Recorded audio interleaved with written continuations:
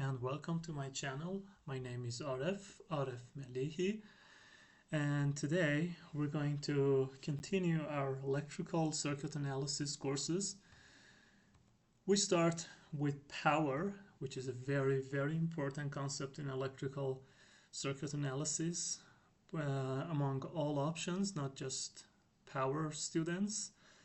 The electronic automation, everyone needs to know about power, followed by active versus passive components. We will delve into the concepts of active and passive components. Last but not least, we will look at electrical circuit components. Specifically, we will go through resistors, which are very well known, and I'm pretty much sure you've heard a lot of them. So let's get started. Power. Just like mechanical power, electric power is also the rate of doing work with respect to time. But in electricity, the unit of power is watts, and it's shown with capital W, as you see here. And it's represented by the letter P, and again, it has to be capital P. If we put it in mathematical format, so the rate of work with respect to time is power. So I'm gonna multiply it by Q and divide it by Q so that it would be neutral. It would make no change in our equation. But the rate of work with respect to charge is voltage, and the rate of charge with respect to time, as we discussed in last session, is current. If you haven't seen that by any chance, I highly recommend you go back to the previous slide, to the previous video that I have presented, and I've talked about the charge and the current and the voltage, and you will just find it very useful. So put it in mathematical order. Power is nothing but voltage times current. So we have a lot to do with this equation. Just remember that. So let's have a look at electric circuit components classification from power perspective. So from power perspective, components either consume power or they produce power, which is known as active versus passive components. What is an active component? An active component is a component that produces or delivers power in the circuit. Examples could be current sources, voltage sources, or AC, DC generators. They're all active components. On the other hand, all the consumers can be categorized as passive components. A good example is resistors, capacitors, inductors, even in motors. Those are all passive components because they all consume the energy. Now let's jump into electric circuit components, and as we discussed, we're going to talk about resistors specifically. You see the symbol of resistor here. This is the symbol used in circuits, and this one is one of the commercially used resistors in real world. So resistors are used in many electronic circuits and networks. The circuit symbol is as shown in the left, and in the right, as I said, you see one of the widely commercially used resistors. What a resistor does is that it limits the flow of electric current in a circuit.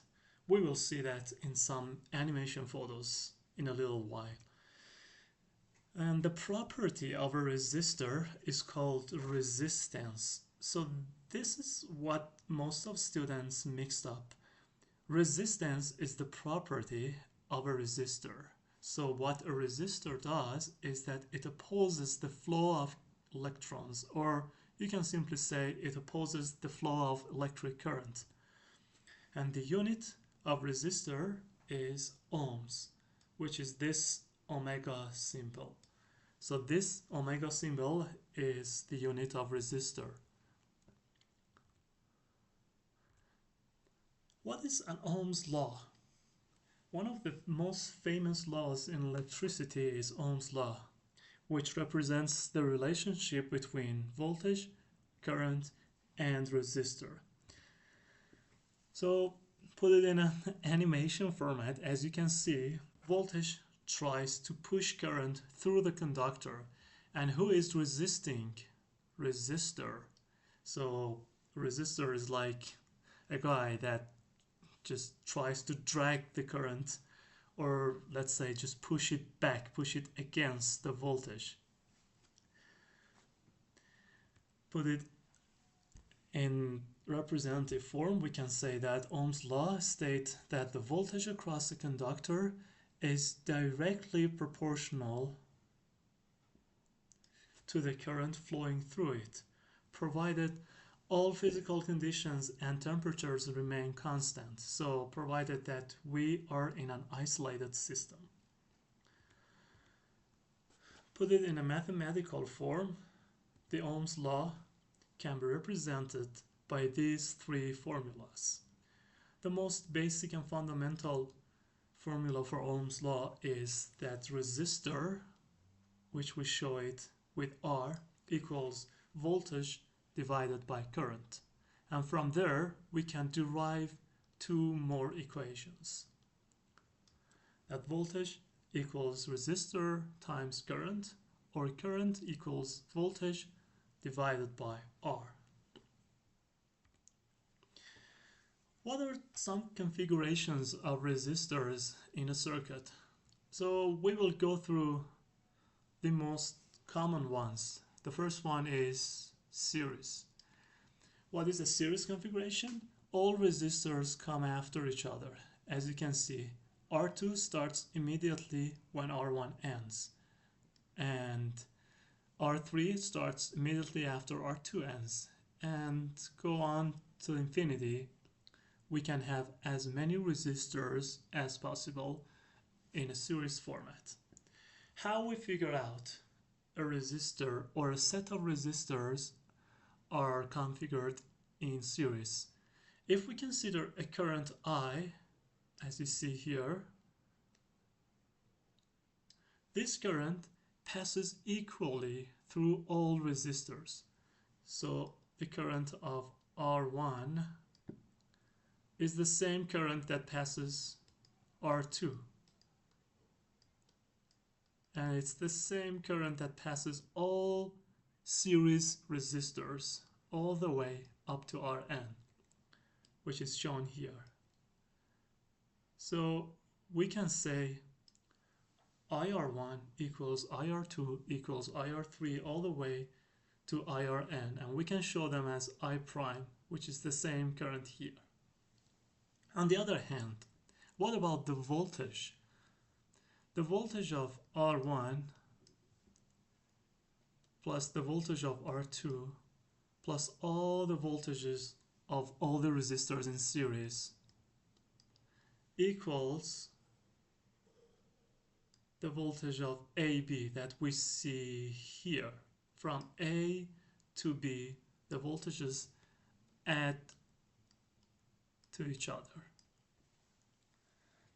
Another concept that we have in resistors configuration is the equivalent resistor. What I can do is that I can get rid of this busy picture and I show them with just one equivalent resistor. This resistor represents the equivalent of all these resistor sets. And how do we calculate it? In series, equivalent resistor is the sum of all resistors. R1 plus R2 plus R3 plus R4 all the way plus Rn is the equivalent resistor, again in series. Okay, let's move on. Another configuration is parallel. As you can see in these pictures, in parallel, both ends of resistors are connected to each other. If we consider here as the tail of a resistor, and here we can consider it as the head of a resistor. So the heads and tails of all resistors are connected to each other. This is how we figure out the parallel configuration. What are the features in parallel? Unlike in series, that in series all currents were equal, but in parallel all the voltages are the same. Because as we discussed, voltage is the property that we measure across an element. So all these heads are connected, which means they're the same potential, and all these tails are connected as well, again, which means they're the same potential. So if the heads are the same potential and the tails are the same potential, the resistors are connected in parallel. And what about current? If I consider the current flowing from the source as I prime, this current peels off here and the remainder goes here. Again, it peels off a little here as an IR2, here IR1, and maybe another branch IR3, another branch here, all the way to IRN. So as the picture implies, the current I prime, which is the source current, is the sum of all currents of all branches. And finally, the equivalent resistor. In parallel, the equivalent resistor is calculated by this formula. So 1 over R equivalent equals 1 over R1 plus 1 over R2 plus all the way plus 1 over Rn. So in next session, I'm going to solve a couple of problems in resistors and Ohm's law, and we will brainstorm them so that we make sure that we understood everything perfectly. Thank you very much for watching this video. Hope you enjoyed this, and if you liked the video, please hit the like button and subscribe to my channel so that I will be motivated to provide more contents, and together we will just learn a lot. Thank you very much. Have a good day.